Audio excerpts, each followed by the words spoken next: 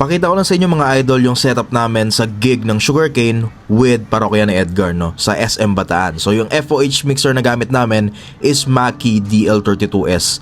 And yung left and right niyan na nasa rig namin is ipapatch namin directly dun sa mixer na nung mismong supplier, no. So PMX nga pala yung supplier namin dito.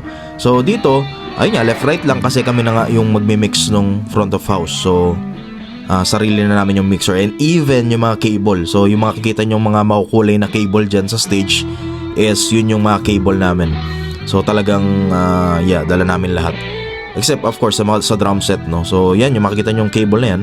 And yung mga drum mics yan, sa amin din yan. Even itong overheads na to from SE Electronics yung microphone. Then yun nga, yung mga cable.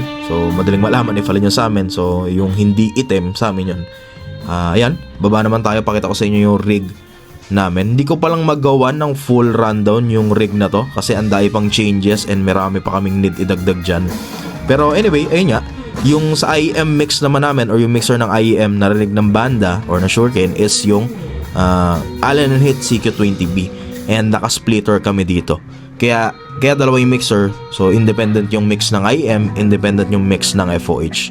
So yeah, so ito yung drum set ng parokya ni Edgar, no. So iba yung set na gamit nila. So after namin tumugtog, yun, kakalasin yung drum set, then good to go na agad yung parokya. So sobrang dali yung setup. Alright.